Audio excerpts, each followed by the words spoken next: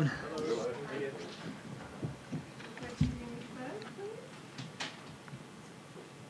Are you satisfied of the level of tennis you're producing at the moment? I think there are still some things to improve. I think could be more aggressive few moments of the match. At the same time, when you win 3 sets, you don't want to discuss too much your level or something. Of course, next match is going to be completely different. So happy with the win. Happy with the win in 3 sets without a tiebreak. Finally, I think I lost only one serve, which is good. Also, even if I had some troubles on it also today. So in general, yes, happy. With the next game, some potential for the Australian, Alexei Popyrin. Do you know much about him? He seems in some ways similar, obviously behind you level-wise, but very tall guy, good moves well, pretty big game. What do you know about him? Yeah, I played him in Wimbledon last year and was a really tough match, exhausting one and a really close one. I managed to win it, but already last Australian Open we saw how he can play in Grand Slams in front of the home crowd. So if it's going to be him, it's not going to be easy. Of course, he has to win first right now. I don't know the score. Yeah, but let's see who wins, and then I'm just going to prepare for the next opponent. Your medical time out in the second set, that looked like an unusual one? Yeah, well, I was bleeding from the nose, which can happen to me sometimes, doesn't usually happen during the match, so I had to stop it, and it usually takes like 4 minutes, 3-4 minutes, so I called the physio so he could help me to stop it, but it's nothing. So that's happened a few times to you while you've played? Let's say it happens maybe 2 times a year or maybe once. Like I remember it actually happened last year in Australian Open in first round, and I think it was the only time last year, so can happen sometimes, but it's nothing. Tension-related thing, or? No, not at all. If it would be, I would be bleeding every match I play. How happy are you not to be having to play outdoors at the moment? I think was good regarding to the opponent. I think he can play good on clay, so indoor hard is tougher for him. So I was lucky that it was raining in the beginning of the match, so we had to close the roof. And yeah, at the same time, I like to play outdoors. I like to play indoors. I just like hard courts. How can you describe yourself at the moment as a player? Your own perception of yourself? I don't really have it. I just, I just try to always find the best shot at the moment. So like depending the opponent, it can be, I don't know, drop shot, lob, down the line, cross. It can be anything. So I just practice every shot I can on the practice to be able to produce it on the court. A few different conditions out there today: sunshine, rain, overcast, roof closed. Does the court change how it plays, and how do you have to adjust to that? Yeah, of course, it changes a lot. Even like because it was gray when we stepped in on the court. We just played one game with on the, let's say, outdoor court, and of course, as soon as the roof is closed, everything is different because it gets more hot, more humid inside. The ball goes faster. I think the sound of the ball even is different. So everything is completely different.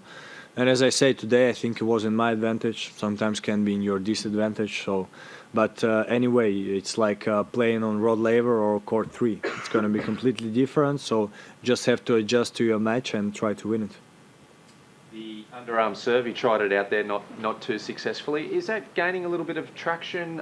Do you think it's worth trying? Is someone like Nick doing it the best? What are your thoughts? Yeah, I actually don't know why he did it, but it surprised me a lot. But if he would make a good one, I think I would be in trouble. But it was really a bad one, so I had the ball, an easy ball, which is great because this was 15-40 in the third set in Born game. Sometimes when Nick started doing it, people were like, it's disrespectful. For me, it's not. For me, it's one of the shots which he can use good sometimes, Nick. And we saw some players do it last year when they're tight because, well, it's easier to put the ball in like this. Like especially on clay, I think it can be even tough to return. So me, I just, you just need to be ready for it sometimes and try to win the point. Come up with one yourself maybe? Or? I tried some on practice, but I mean, I'm confident in my serve, even if I don't put it in. I'm confident that I can make an ace. So if I have a 15-40 down, I would better try to make 2 aces and just try to distract my opponent with an underarm serve. You had such a good run in New York last year. What's it like coming to a Grand Slam after a run like that? I don't know for other people, but for me it's just a new slam where I have to win round by round again and again. Where I had 2 tough rounds, in my opinion, in terms of game, especially the first one against Frances. So I just take it as any new tournament, as an ATP one, as any tournament I play. I just take it round by round. I try to win my matches. I saw you hit with Lorenzo Musetti the other day. What do you reckon Yeah. of his game, his potential? And when you were younger, do you remember hitting with top players like yourself when you were coming up?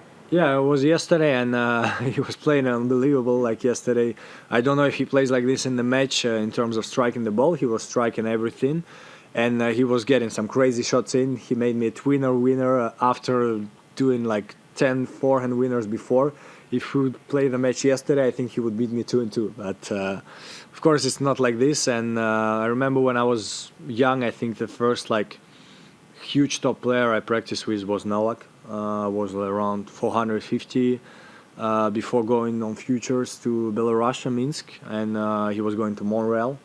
I don't remember his result there, but it was fun and was really, I mean, great. And of course, to hit with the top players, I think for young players like Lorenzo is amazing experience. He can, you know, see the level, see the shots. Sometimes it actually surprises you that he hits maybe stronger than me, and it was like this when you're young. You think, okay, I have to hit stronger. You look on the TV, the guys, they play amazing, and then you hit with them, and actually like the power of the shot, maybe the speed is the same. So you understand that it's something more than just the power.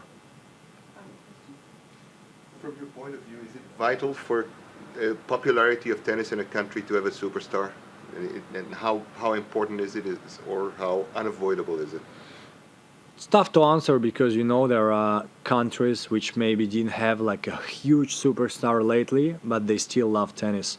I think it's still more about just the, how to call it, the vision of the people in the country. Like in Russia, for example, love hockey, and even if at one moment we won't have good hockey players, would still love hockey. And same about soccer. Like for some years, Russia was maybe not that good. Now it's getting much better, but still everybody loves football. Everybody loves watching it. So, but of course, having one superstar helps a lot for new people to like tennis. Thank you.